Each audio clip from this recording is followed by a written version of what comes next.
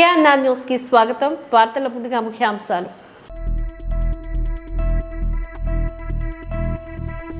ఎన్నికల సందర్భంగా కలెక్టరేట్ లో ఏర్పాటు చేసిన మీడియా సెంటర్ ను జిల్లా కలెక్టర్ నాగలక్ష్మి ప్రారంభించారు.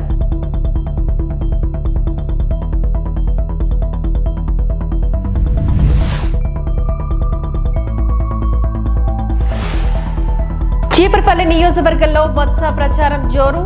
మీ అందరి కష్ట సుఖాల్లో నేనుంటానంటూ బొత్స సత్యనారాయణ గ్రామస్తులకు హామీ.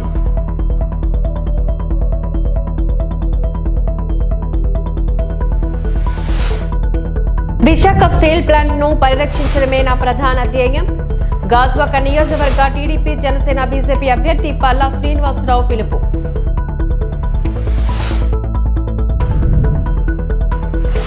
విశాఖ స్టీల్ ప్లాంట్ ను పరిరక్షించడమే నా ప్రధాన ధ్యేయం అంటూ గాజువాక నియోజకవర్గ టీడీపీ జనసేన బీజేపీ అభ్యర్థి పల్లా శ్రీనివాస్ అన్నారు. గాజువాక ఓ ప్రైవేట్ ఫంక్షన్ హాల్లో ఏర్పాట్లు చేసిన విలేకరులతోని కలియిక కార్యక్రమంలో ఆయన మాట్లాడారు. రాష్ట్ర ప్రభుత్వాల అంగీకారంతోనే ప్రైవేట్ సంస్థలు ప్రభుత్వ సంస్థలను కొనేందుకు సిద్ధమవుతాయని అన్నారు. వైసీపీ ప్రభుత్వం పూర్తి సహకారంతోనే స్టీల్ ప్లాంట్ ప్రైవేటు పన్ను కెట్టి ప్రక్రియ కొనసాగుతోందని ఆరోపించారు. కేవలం ముఖ్యమంత్రి జగన్మోహన్ రెడ్డి స్వార్థం కోసమే స్టీల్ ప్లాంట్ ప్రైవేటీకరణకు తావిస్తోందంటూ విమర్శించారు. మంత్రి గుడివాడ అమర్నాథ్ ఒక్కరోజైనా ఉక్కు పోరాట పందిరిలో కూర్చున్నారా అంటూ ప్రశ్నించారు. గత 15 ఏళ్లుగా గాజువాక ప్రజలతో పూర్తి బంధుత్వాలు ఉన్నాయని చెప్పారు. మంత్రిగా ఉండి అనకాపల్లి ప్రజలకు ఏమిటి ఉద్ధరించారని, మళ్లీ ఎన్నికల్లో పోటీ చేస్తే అనకాపల్లి ప్రజలు తరిమి కొడతారని తెలిసే ముందుగా అనకాపల్లి నుంచి పోటీ చేయడం లేదని ప్రకటించిన ఏకైక వ్యక్తి గుడివాడ అమర్నాథ్ అని అన్నారు. రాష్ట్ర మంత్రిగా ఉంది గాజువాకలో తన సొంత గ్రామం మిందినే అభివృద్ధి చేయలేని మంత్రి గాజువాక ప్రజలను మోసగించే ప్రయత్నం చేస్తున్నారని, గాజువాక ప్రజలు ఆలోచన శక్తి కలిగిన వారని తగిన బుద్ధి చెప్తారని ఆరోపించారు. ఈ కార్యక్రమంలో జనసేన పిఎస్సి సభ్యుడు కోనా తాతారావు, గడసల అప్పారావు, గంధం వెంకట్రావు, కార్పొరేట్ పల్లా శ్రీను తదితరులు ఈ కార్యక్రమంలో పాల్గొన్నారు. ఎప్పటికప్పుడు కేంద్ర ప్రభుత్వాలు ముందుకు తీసుకొస్తే రాష్ట్ర ప్రభుత్వాలు అడ్డుకుంటాయి అని కూడా చెప్పడం కూడా జరుగుతుందని చెప్పి తెలియజేస్తారు. అలాగే ఉదాహరణకి సేలం స్టీల్ ఉంది. సేలం స్టీల్ ఎప్పుడో దాన్ని ప్రైవేటైజ్ చేద్దాం అనుకున్నారు, కానీ అక్కడ ఉన్నటువంటి ప్రభుత్వాలు ఎప్పటికప్పుడు అడ్డుకుంటాయి. అది అలాగే కొనసాగుతుంది పబ్లిక్ సెక్టార్లో. ఇది అందుకే అంటున్నాం, మేము కేంద్ర ప్రభుత్వంకి రాష్ట్ర ప్రభుత్వం ఒక కన్సర్న్ లేకుండా ముందుకు ఏ ప్రభుత్వాలు కేంద్రంలో ఉన్నటువంటి ప్రభుత్వాలు వెళ్ళాలని చెప్పేసి ఈ సందర్భంగా తెలియజేస్తుంది. ఈరోజు అలాగే నేను ఇంకా చెప్పాల్సింది ఏంటంటే, ఇంకా మా పెద్దలు కూడా మాట్లాడతారు. నేను ఈ ప్రాంతంలో గత 15 సంవత్సరాలుగా మమేకమై ఉన్నాను. సో ఈరోజు మా ప్రత్యర్థులందరూ కూడా డబ్బు ఉంది కదా, నేను ఎలాగైనా మొత్తం గాజువాకలో ఉన్న ప్రజానికాన్ని అందరూ కూడా కొనేస్తాను, నేను ఎలాగైనా తీసుకెళ్దాం అనేసి అనుకుంటున్నారు. కానీ ఇక్కడ గాజువాకలో ఉన్నటువంటి ప్రజలు చాలా విజ్ఞులు, వాళ్ళకి అన్నీ తెలుసు. ఎవరు గత 15 సంవత్సరాలుగా ఈ ప్రాంతం మీద ప్రజలతో మమేకమై ఉన్నారు. అక్కడ అధికారం ఉన్నప్పుడు, అధికారం లేనప్పుడు కూడా నా ఒక పనితీరు తెలుసు. కనుక డబ్బులు పట్టుకొని వచ్చి గెలిచేద్దామంటే అది సాధ్యపడదని కూడా తెలుసు ఇక్కడ. ఎందుకంటే ఈ ప్రజల ఒక విఘ్నులు, గాజువాకలో ఉన్న ప్రజలకి అందరికీ తెలుసు ఎవరెవరు ఏంటి అన్నదని చెప్పేసి ఈ సందర్భంగా తెలియజేస్తున్నాను. అలాగే చాలామంది అడుగుతున్నారు, ఇప్పుడు ఈరోజు మేము మా అధికారంకి వస్తే స్టీల్ ప్లాంట్ని పరిరక్షిస్తాం అంటున్నారు. అసలు ఒక్కసారైనా సరే స్టీల్ ప్లాంట్ టెంట్లోకి వచ్చారా? ఎవరైనా సరే కార్మికులకి మాట్లాడే స్వేచ్ఛ ఇచ్చారా? కార్మికానికి నాగిరెడ్డి గారికి సహకారం అందించాలని చెప్తున్నారు. నేను అలాగైతే నా బిల్డింగ్ ఎందుకు కొట్టించుకుంటాను? మరి నేను నాగిరెడ్డి గారికి సహాయం చేస్తే నా బిల్డింగ్ కొట్టగానే ఉండాలి కదా. ఇవన్నీ ఏంటంటే ఎలక్షన్లోని అపోహలు తేగలరు.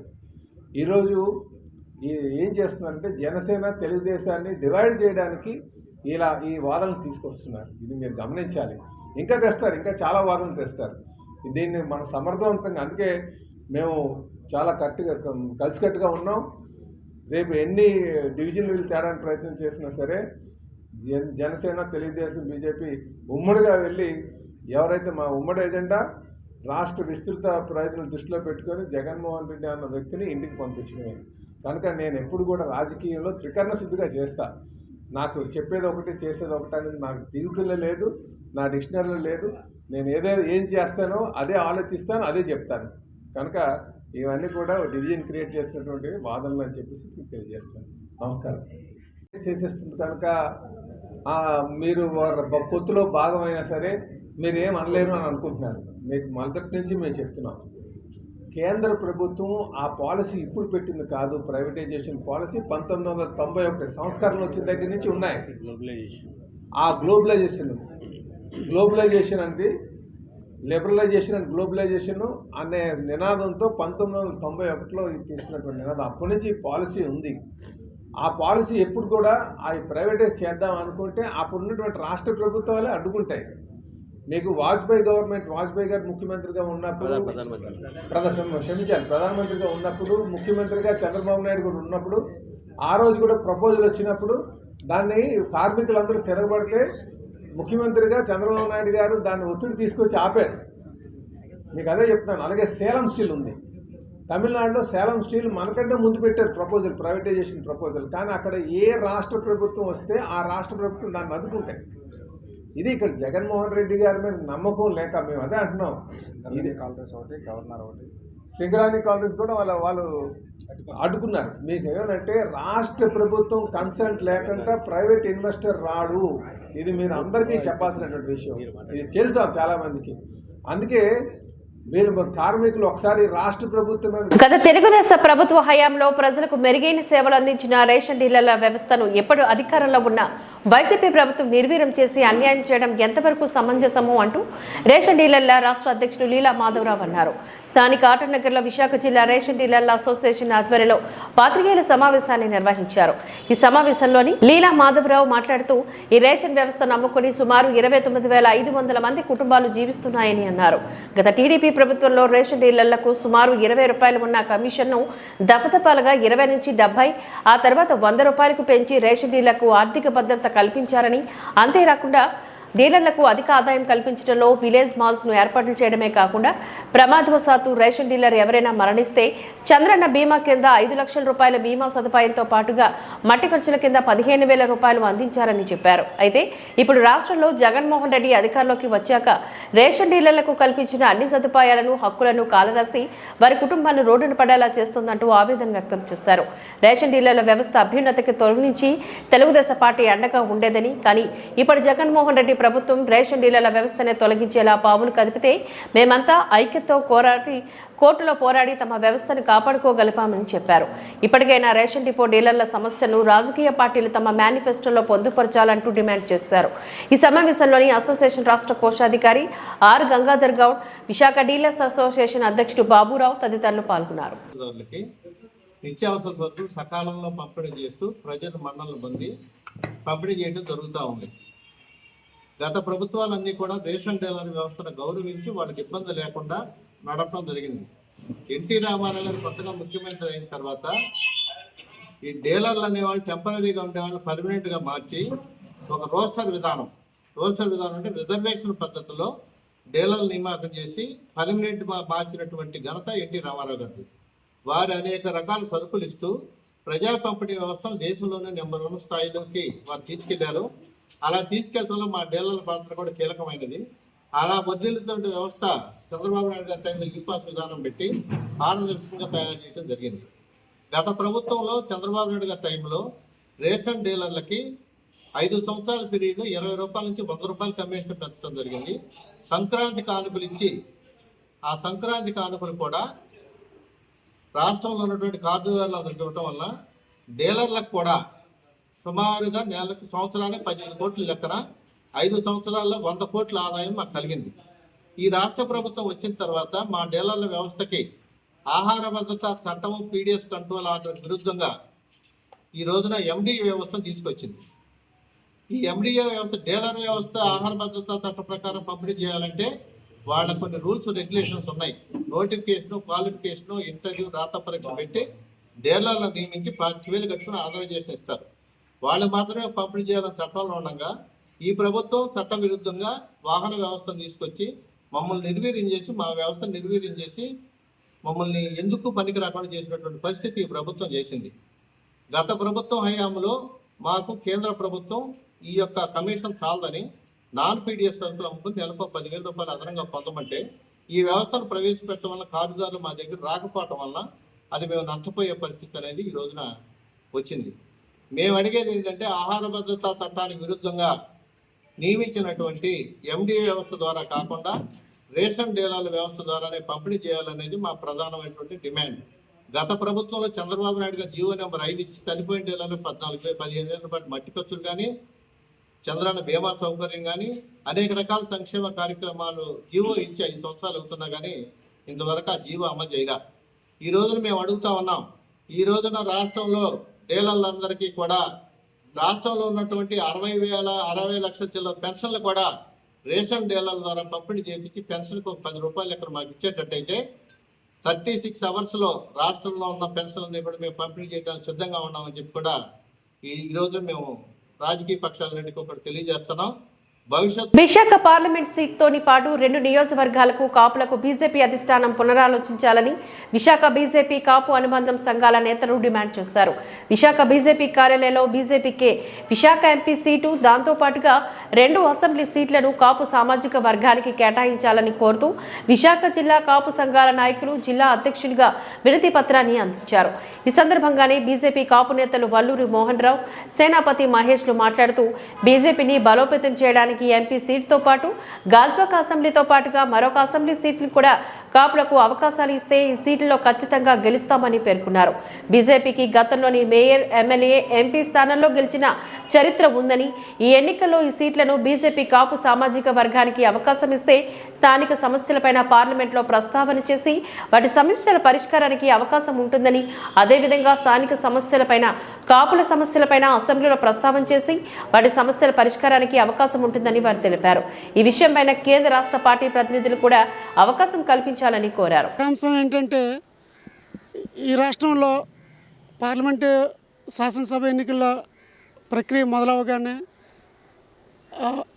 10 అసెంబ్లీ 6 పార్లమెంటు కేటాయించారని కూటమిలో పొత్తులో భాగంగానే చెప్పినప్పుడు మేము చాలా సంతోషించాం. ఏదో విశాఖపట్నం పార్లమెంటు వస్తుందిలేని అనుకుని, కానీ 2014 ఇదే కూటమిలో ఇక్కడ గెలిచినటువంటి విశాఖపట్నం పార్లమెంటు ఓడిపోవడం కానీ, గెలవడం కానీ మిగతా పార్టీలు దాని తర్వాత 2019లో అనేక విడివిడిగా పోటీ చేయడం వల్ల ఓడిపోవడం కానీ జరిగింది.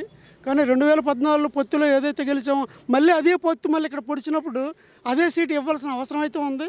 కానీ ఆ విధమైన ఆలోచన మరి అధిష్టానం చేసిందో లేదో కూడా మాకు తెలియదు. కానీ మాకు కేటాయించకపోవడం చాలా దురదృష్టకరం. అప్పుడు 2 సీట్లు రాజమండ్రి ఆకుల సత్యనారాయణ గారు కానీ, పడికొండ మాణిక్యాలరావు గారు కానీ 2014లో గెలిచారు. అంటే కాపులకి ఆ 2 సీట్లు గెలవడం జరిగింది.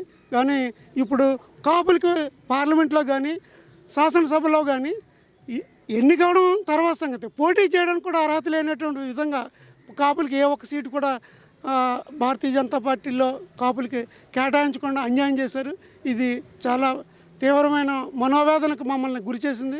సరే, మరి ఇది అడగకపోతే ఇబ్బందికరం వితిన్ పార్టీ ఫోరంలో అనే ఉద్దేశంతో మేము ఈరోజు రాష్ట్ర అధ్యక్షులు పురంధేశ్వరి గారికి అందించమని జిల్లా అధ్యక్షులు రవీంద్ర మేడపేట గారిని మేము కోరడం జరిగింది.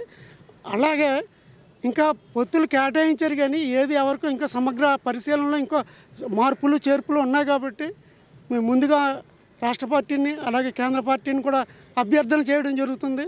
ఎందుకంటే విశాఖపట్నంకి ఒక పార్లమెంట్ మేము కోల్పోయినట్లయితే, ఒక పార్లమెంటు ఒక ఎమ్మెల్యే ఇచ్చారు 2014, ఇంకొక అసెంబ్లీ ఇవ్వండి పోనీ మాకు. విశాఖపట్నం సంబంధించి 2 ఎమ్మెల్యేలైనా ఇవ్వండి కనీసం.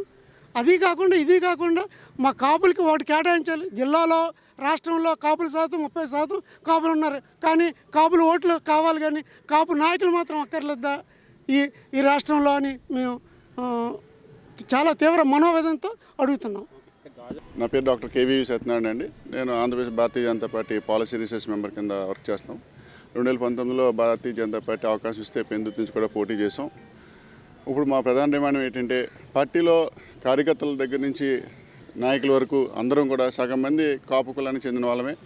కానీ మేము అందరం కూడా ఏమంటున్నామంటే, ఇప్పుడు ఆల్రెడీ మోహన్ రావు గారు చెప్పినట్టు గాజువాక కానీ, తర్వాత భీములు కానీ, ఉత్తరం కానీ మేమందరం కాపులు ఎక్కువ ఉన్నాం. కాపులు ఎక్కువ నియోజకవర్గాలను కనీసం ఒకటైనా ఇస్తే భారతీయ జనతా పార్టీ గెలుపునకు మేమందరం కలిసి కృషి చేస్తామని ఈ సందర్భంగా మీ ద్వారా తెలియజేస్తున్నాం. ఎందుకంటే రాజకీయం అంటే కులాలు బేస్ చేసుకుని నడుస్తున్నటువంటిది. ముఖ్యంగా ఆంధ్రప్రదేశ్లో 27% ఉన్నటువంటి కులాలకు ఇస్తే ఆటోమేటిక్గా గెలుపు అనేది చాలా సులువుగా ఉంటుంది. అందుకని మీ ద్వారా మేము రాష్ట్ర పార్టీని అలాగే కేంద్ర పార్టీని డిమాండ్ చేస్తుంది. ఖచ్చితంగా మాకు ఒక సీట్ అయినా కనీసం కేటాయించమని ఈ సందర్భంగా మిమ్మల్ని డిమాండ్ చేస్తాం. నా పేరు సేనాపతి మహేష్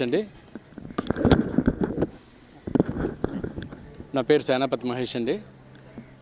మేము ఇందాక పెద్దలు చెప్పినట్టు విశాఖపట్నంలో మనకి ఎంపీ, ఎమ్మెల్యే, ఎమ్మెల్సీ ఇవన్నీ గెలిచిన చోట మనకి ఈవేళ సీట్ రాకపోవడం అనేది కార్యకర్తలు అందరూ కూడా తీవ్ర నిరాశకు గురై ఉన్నారు. మేమందరం కూడా ప్రత్యేకంగా ఏనాడు కూడా బీజేపీలో ఉన్న కాపులందరూ కూడా ఎప్పుడు ముందుకి ఇలా రావడం జరగలేదు. ఎందుకంటే మాకు పార్టీ తల్లి లాంటిది, ఆర్ఎస్ఎస్ మాకు తండ్రి లాంటిది. తల్లి తండ్రి కూడా మాకు ఈరోజు మా బాధను వినమని చెప్పి ఈ వినతిపత్రం ఇవ్వడం జరుగుతుందండి. ఎందుకంటే నేను కూడా మన పార్టీ లైన్ ప్రకారం మేము ఒక 35 years నుంచి కమ్యూనిటీ యాక్టివిటీస్లోకి మేము ఓపెన్ అవ్వలేదు. కానీ ఈరోజు ముందుకు రావడం జరిగిందంటే సాక్షాత్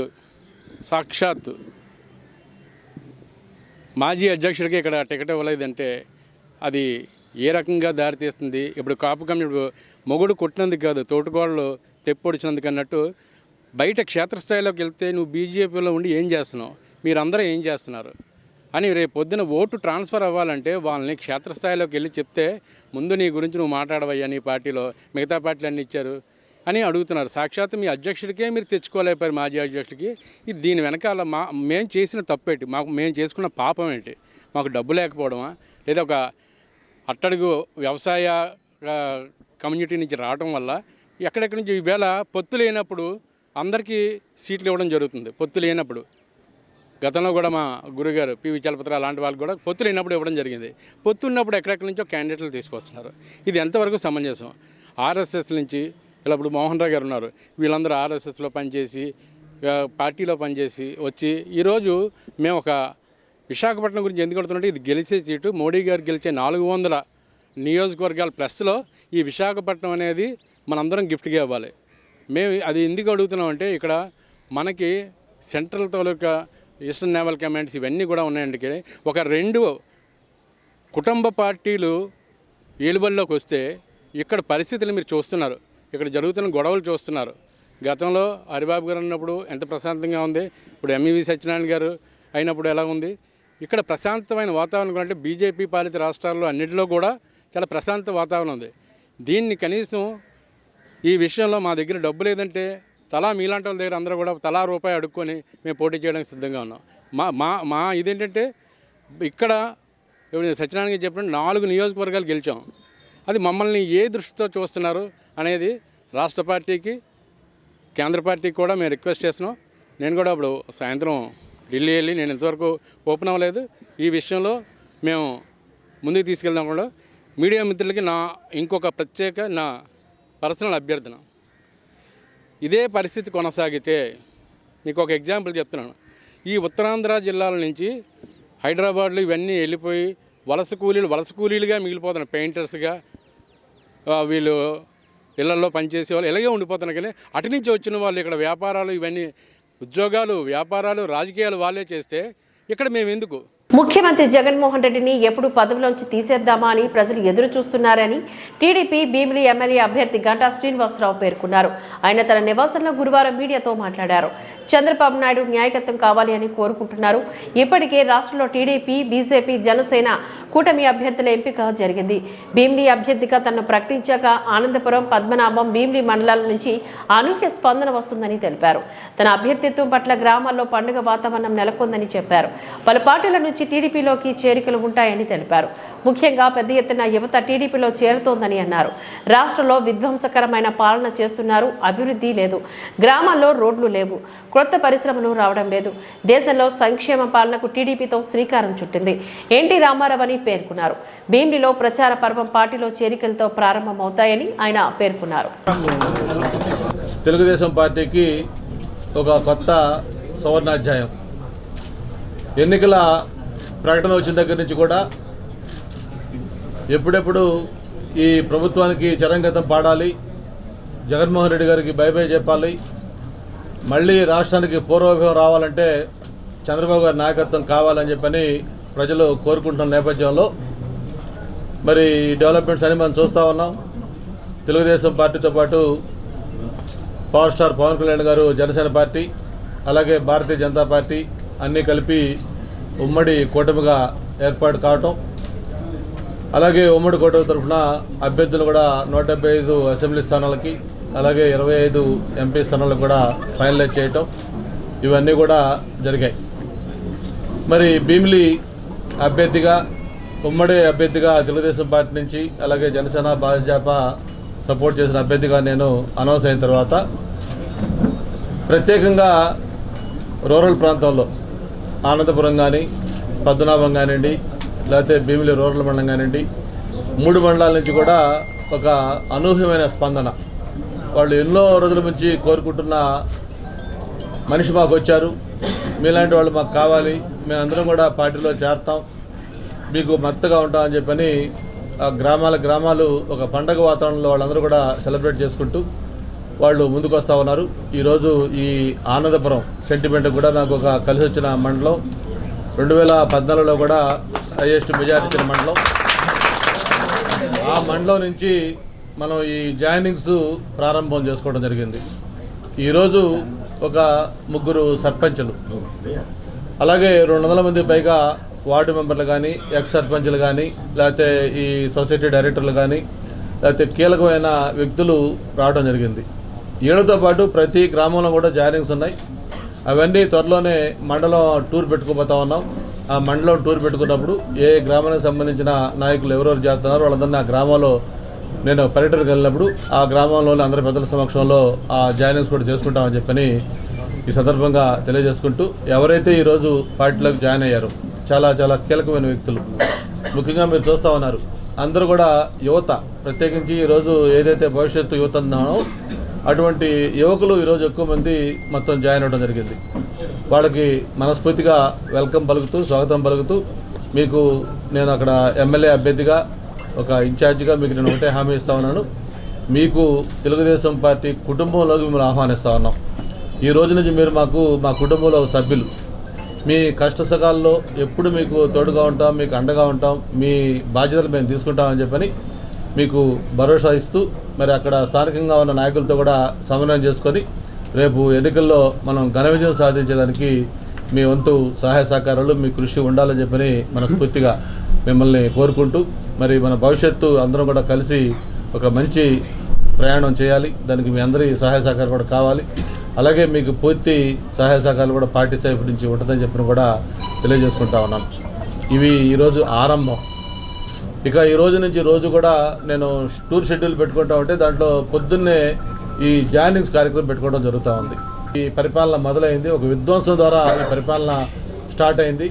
ఆ రోజు నుంచి ఈ రోజు దాకా కూడా ఆ విధ్వంసం అనేది అలా కొనసాగుతూ వచ్చింది. ఈ రాష్ట్రంలో అభివృద్ధి అనేది లేదు, ఒక్క కొత్త పరిశ్రమ లేదు, అలాగే గ్రామాల్లో రోడ్లు లేవు. కేవలం మాట్లాడితే నేను అప్పులు చేసినా సరే నేను బటన్ నొక్కుతా ఉన్నాను, పేదలకి సంక్షేమం ఇస్తాను అంటున్నాడు. ఎస్, సంక్షేమం కూడా కావాలి. తెలుగుదేశం పార్టీ సంక్షేమానికి వ్యతిరేకం కాదు, ఇంతకంటే ఇంకా బెటర్గా సంక్షేమం ఇవ్వాలనేది తెలుగుదేశం పార్టీ డిమాండ్. అసలు ఈ రాష్ట్రంలో సంక్షేమానికి నాంది ఆద్యులు అన్న ఎన్టీ రామారావు గారు తెలుగుదేశం పార్టీ స్థాపించినప్పుడు దేశంలో ఎక్కడా లేని విధంగా సంక్షేమ కార్యక్రమాలకు శ్రీకారం చుట్టిందే తెలుగుదేశం పార్టీ. వనమాలి క్రియేషన్స్ పతాకం పైన పద్మ సమర్పణలో ప్రముఖ నటుడు సునీల్ శ్రద్ధాదాస్ ప్రధాన పాత్రలో సంతోష్ ఖమ్మంపాటి దర్శకత్వంలో రూపొందించిన పారిజాత పర్వం సినిమా ఏప్రిల్ 19వ తేదీన విడుదల కానుంది. చిత్ర ప్రమోషన్లో భాగంగా సినిమా యూనిట్ గురువారం విశాఖలో సందడి చేసింది. ఈ మేరకు సిరిపురం వివాన్ హోటల్లో మీడియా సమావేశాన్ని ఏర్పాట్లు చేశారు. మీడియా సమావేశంలో డైరెక్టర్ సంతోష్ మాట్లాడుతూ, ఇది కిడ్నాప్ డ్రామా కథనంతో కూడిన సినిమా అని తెలిపారు. ఆద్యంతం హాస్యం కథతో కూడిన సినిమా ఇది. రెగ్యులర్ సినిమాకు భిన్నంగా ఉంటుంది, ప్రేక్షకులకు తప్పకుండా నచ్చుతుంది అన్న నమ్మకంతో ఉన్నాం. ఎవరిని కిడ్నాప్ చేస్తారు అన్నది తెర మీద హాస్యభరితంగా ఉంటాయి. హీరోయిన్ శ్రద్ధాదాస్ ఈ సందర్భంగా మాట్లాడుతూ, పారిజాత పర్వం టైటిల్ ఆసక్తికరమైన టైటిల్ అని చెప్పారు. నటనకు ఆస్కారం ఉన్న పాత్ర ఇది. హిందీ కల్ట్ సినిమా మాదిరిగానే ఉంటుందని చెప్పారు. తనకు తెలుగులో కొంత గ్యాప్ వచ్చినా సరే కన్నడ, తమిళ భాషలో సినిమాలు చేశానని చెప్పారు. కిడ్నాప్ కామెడీ అనమాట. అంటే మనం only out and out kidnap సినిమాలు చూసి చాలా సంవత్సరాలు అవుతుంది కదా, సో మళ్ళీ ఆ జానర్లో ఈ సినిమాని తీసుకుని వచ్చాం.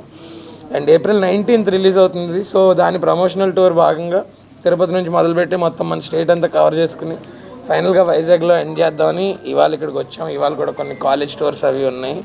సో మీరు మమ్మల్ని, మా సినిమాల్ని, మన వైజాగ్ వాళ్ళకి ఏంటంటే సినిమాలు అంటే స్పెషల్ ఇంట్రెస్ట్. టాక్ ఏదైనా సరే ఎక్కడి నుంచే బయటకు వస్తూ ఉంటుంది అనమాట. సో అందుకని మా సినిమాని మీరు కూడా చక్కగా పబ్లిక్ వరకు తీసుకెళ్ళి బాగా ఎంకరేజ్ చేస్తారని కోరుకుంటున్నాం. Thank you. మెయిన్లీ పారిజాత పర్వం ఈ టైటిల్ చెప్పగానే నాకు చాలా ఇంట్రెస్టింగ్గా అనిపించింది. అండ్ తర్వాత when Santosh sir director narrated the story ఇంకా ఇంట్రెస్టింగ్గా అనిపించింది. And I just like after a long time I signed a Telugu film. And mainly నా క్యారెక్టర్ మీకు ఒక will come out as a surprise for you once the film releases. And I signed this character because chala performance ki scope undi, chala variations unnai, chala looks untai role ki. So I'd like to thank Santosh sir inta important role lo nannu choose cheskunnaru. He's a director. And I think idi oka out and out comedy film. If you have seen like in Hindi, if I have to compare it to something like oka Hera Fairy film is like a cult Hindi film, you know, which is a full comedy film. It's somewhat, you know, on those lines. So please, Vizag Media has been very loving to me always. So please naku support cheyandi, and that's it. Thank you. ఈ సినిమాకి వైజాగ్తో చాలా connection ఉంది. But again Vizag అంటేనే lot of friends from here. They are నేను హర్షకు అదే చెప్తుండే, వాళ్ళకి they have an eye for art. వాళ్ళంతా you know lot of very talented people. Vizag గాలిలోనే ఉంది, గాల్లో నీరులో కూడా ఉంది. అన్నిట్లో ఉంది. So I'm so happy to be here ఇక్కడ ఈరోజు ప్రెస్ మీట్ చేస్తున్నందుకు. Parijatha Parvam, it's kidnap crime comedy అండి, full length entertainer. Santosh is the director of the film, Santosh Kambampati. So అన్ని సినిమాలాగే మా సినిమా బాగుంటుంది అది ఇది అని చెప్పడం కంటే tell you few reasons why to watch this film. ఒకటి, సునీల్ గారు ఉన్నారండి. చాలా రోజుల తర్వాత Sunil garu is coming up with very versatile role, మంచి రోల్, ఒక don role, full length 100% comic రోల్లో వస్తున్నారు. సునీల్ అన్న is one good reason to watch. మనం ఇదివరకు సునీల్ గారిని ఏదైతే కామెడీలో చూసి ఎంజాయ్ చేసామో that kind of full fledge comedy ఇవ్వబోతున్నారు. The other reason is Harsha. మొన్నే రీసెంట్గా సుందరం మాస్టర్లో we have seen his performance, అంతకుముందు సినిమాల్లో చేసాము. But Harsha is another good reason to watch this film. First నుంచి లాస్ట్ వరకు మా ఇద్దరు కాంబినేషన్ అసలు హిలేరియస్ ఉంటుంది, ఫుల్ ఆన్ నవ్విస్తాము. ఎస్పెషలీ యూనో సెకండ్ హాఫ్ అయితే అసలు మీరు ఎప్పుడు స్టార్ట్ చేశారు, ఎప్పుడు అయిపోయిందో అన్నట్టు ఉంటుంది. The another good reason is Shraddha Das. తెలుగులో చాలా గ్యాప్ తర్వాత వస్తున్నారు. సో తనది కూడా చాలా మంచి role. She's done a fantastic job. I got to watch the bits and pieces of the film. So నాకు తన రోల్ చాలా బాగా నచ్చింది. She's got different emotions, comedy చేస్తుంది, కొంచెం సీరియస్, కొంచెం ఎమోషనల్.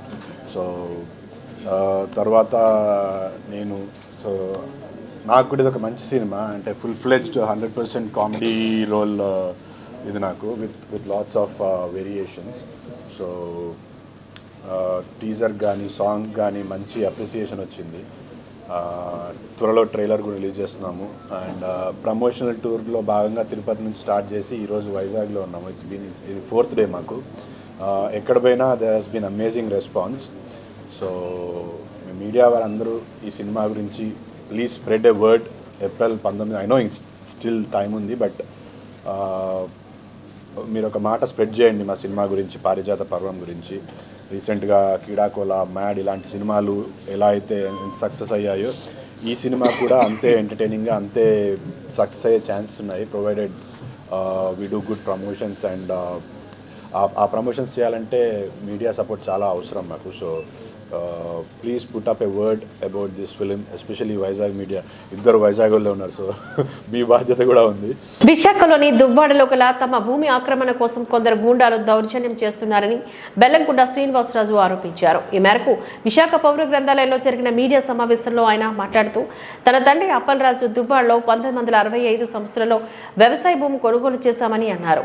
అక్కడ యూక్లిప్టస్ తోటలు పెంచుతామని 6 నెలల క్రితం తోటలు కోసి వేసి ప్రహారీ గోడ నిర్మించారు. కానీ మార్చి 4న కొందరు గూండాలు అక్రమంగా ప్రవేశించి గోడల ధ్వంసం చేశారని, దీంతో తాము స్పందనలో పోలీసులు, కలెక్టర్లకు ఫిర్యాదు చేశామని చెప్పారు.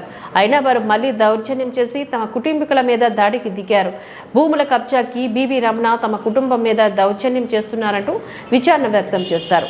ఇప్పటికైనా జిల్లా యంత్రాంగం స్పందించి తమ కుటుంబానికి రక్షణ కల్పించి తమ భూమిని తమకు అప్పగించాలని అప్పలరాజు కుటుంబీకులు కోరారు. నేను ఈయన మా ఫాదరు, మా నాన్నగారు 1969లో సైట్ కొన్నాము. అది 68లో తీసుకున్నాము. ఇప్పటి వరకు మేము ఆ భూమిలో ఉండి ఉకులు తోట పండించుకున్నాం. కానీ చుట్టూ కాంపౌండ్ వాళ్ళు కట్టుకున్నాం. ఇప్పుడు దగ్గర కాంపౌండ్ కట్టి 20 సంవత్సరాల పైన అవుతుంది. 60 సంవత్సరాల నుంచి మేము పంట పండించుకుంటున్నాం. ఇప్పటి వరకు ఆ సైట్ మీద ఎటువంటి ప్రాబ్లమ్స్ అయితే లేదు. కానీ గత నెల రోజుల నుంచి గుండాయిజం ఎక్కువైపోయి డివి రమణ అన్నాడు ఒకడు, తర్వాత బొండ భాస్కర్ అన్నాడు ఒకడు, బొండ కిషోర్ అన్నాడు ఒకడు, బొండ కుండలరావు అన్నాడు ఒకడు, పొత్తు తిరుపతిరావు అన్నాడు ఒకడు. వీళ్ళు దౌర్జన్యం చేసి ఆడవాళ్ళు ఉంటే జుట్టుపట్టి లాగేసి ఎప్పుడైతే మమ్మల్ని కొట్టేసి దౌర్జన్యం చేసేసి ఆక్రమించేదని చూస్తున్నారు. నైట్ టైం దగ్గర 100 మంది రౌడీలు సైడ్ చుట్టూ తిరుగుతున్నారు బ్యాట్లు పట్టుకొని. కానీ మేము ఆ సైడ్ దగ్గరికి వెళ్ళాలంటే చాలా భయం వేస్తుంది. మమ్మల్ని అందరూ చంపేస్తారని చెప్పి బెదిరిస్తున్నారు వాళ్ళు. నేను ఎవడు డివి రమణ అన్న వాడు మొత్తం కథ నడిపిస్తున్నాడు. కానీ దీని వెనకాల రాజకీయం అస్తం ఉందో, లేదంటే పోలీసులు నడిపిస్తున్నారో. ఎంఆర్ఓ ఆఫీస్ ఎప్పుడు చూసిన డివి రమణ అన్నవాడు ఎంఆర్ఓ ఆఫీసులో ఉంటాడంట. మరి ఎంఆర్ఓ వాళ్ళకి ఎంత డబ్బు ఇస్తున్నాడు వీడు? ఎంత డబ్బు ఇచ్చి ఈ రిజిస్ట్రేషన్ చేయిస్తున్నాడు? పక్కన ఎంతమంది కుటుంబాలు ఏడుస్తున్నారు. ఎందుకు పోలీస్ వ్యవస్థ ఏమైపోతుంది? రాజకీయ నాయకులు ఏం చేస్తున్నారు? ఎందుకు ఇదంతా జగన్ దగ్గర మీరందరూ ఎందుకు తీసుకెళ్ళట్లేదు? మేము అంటే మీ పుట్టుక ముందు కొన్న భూమిని ఇప్పుడు రెవెన్యూషన్ చేస్తానంటే మేము ఎందుకు కోరుకుంటాము? ఇప్పుడు వరకు లేనిది ఇప్పుడు భూమి ఉంటుంది వాళ్ళు ఎందుకు అంటున్నారు? దేనికి ఎవరు అండ చూసుకొని వాళ్ళు అలా రెచ్చిపోతున్నారు? మాకైతే అర్థం కావట్లేదు. 4వ తారీఖున పోయిన నెల 4వ తారీఖున నైట్ 6 గంటల ప్రాంతంలోని కమర్షియల్ రేకులు వేసేసారండి, కబ్జా చేశారండి. జనరేటర్ తీసుకొచ్చి ఇనుపరాడులు తీసుకొచ్చి కబ్జా చేశారండి. మొత్తం భూమిలో సగం మొత్తం అంతా ఆల్దని చెప్పేసి. ఏమంటే వాళ్ళదైనప్పుడు పగల చేయొచ్చు కదా, నైట్ టైం ఎందుకు కబ్జా చేయాలండి? ప్రధాన డిమాండ్ మా భూమి మాకు వచ్చేలా చేయాలి. మాకు ప్రాణహాని ఉంది, మాకు ప్రాణ రక్షణ కావాలి. మా భూమి కోసం ఎప్పుడు మాకు ఉంటున్నాము. 100 మంది గుండాలు ఎందుకు వస్తున్నారు? వాడు అయినప్పుడు ఆడే సింగిల్గా రావచ్చు కదా. ఆడు ఎందుకు వస్తున్నాడు? 100 మంది గుండాలు తీసుకొని ఆడు ఎందుకు వస్తున్నాడు అండి? ఆడు సింగిల్గా రావచ్చు కదండి. గుండాలు తీసుకొని వస్తున్నాడు. మాకు ప్రాణహాని ఉందండి. ఆ భూమి అయితే మాది. మా ఫాదర్ నల్లకపోతున్నారు, ఆయనకి హార్ట్లో ప్రాబ్లం ఉంది. ఇవన్నీ చెప్తేమో రోజు బాధపడుతున్నారు. నెక్స్ట్ ఏంటంటే ఆ గుండాలు రాకుండా మీరు వ్యాక్సిన్ తీసుకొని ఇది మీరు ఏం చేస్తారో తెలియదు. ఎందుకంటే అన్ని అలసిపోయి లాస్ట్కి మేము మీడియా దగ్గరికి వచ్చాము. నా పేరు దందుకూరి వినోద్ కుమార్ రాజు. మా తాతయ్య గారు బెల్లంకొండ అప్పలరాజు గారు. వాళ్ళకి సంబంధించిన కూతుర్లు కొడుకులు వాళ్ళ మనవని నేను. మా గ్రామం వచ్చేసి కుర్మన్పాలెం, లక్ష్మీపురం కాలనీ, వడ్లపూడి. మాకున్న స్థలం దువ్వాడకు సంబంధించిన 42A1 42-2B సంబంధించిన దువ్వాడ సర్వే నెంబర్లో గత 1968 నుంచి మేము కొనుక్కున్న భూమి 50 years నుంచి కూడా మా దగ్గర ఉంది. దీని తర్వాత మేము వ్యవసాయం చేసాం, ఊక్లిస్ తోట కూడా వేసినప్పటి నుంచి కూడా బిఫోర్ 20 years బ్యాక్ మేము ప్రహారీ కూడా కట్టిన తర్వాత ఈ రోజు వరకు ఎలా ఉందో ఆ రోజు వరకు అలాగే ఉంది.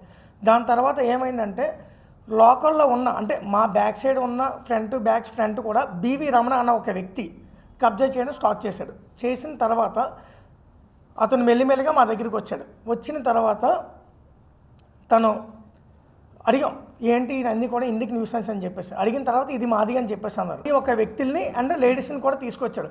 ఆ సైట్కి వచ్చిన వ్యక్తులు ఎవరెవరంటే ఆ వ్యక్తులు ప్రతి ఒక్కరి మీద కూడా ఎఫ్ఐఆర్స్ అండ్ ఒక్కొక్క వ్యక్తి మీద కూడా ఆల్రెడీగా పలానా స్టేషన్లో పలానా కంప్లైంట్ల మీద రిజిస్టర్ అయ్యి ఉన్నాయి. లేడీస్ కూడా వాళ్ళు తీసుకొచ్చిన వ్యక్తులు కూడా SC/ST క్యాండిడేట్స్ మా మీద దౌర్జన్యంగా మా కుటుంబం మీద వచ్చి వాళ్ళు దౌర్జన్యం చేస్తున్నారు. చేసిన తర్వాత అడిగిన ఎడల మా మీద తిరగబడిన తర్వాత మేము వెళ్ళి దువ్వాడ పోలీస్ స్టేషన్ సిఏ గారిని కలిసిన తర్వాత సిఏ గారు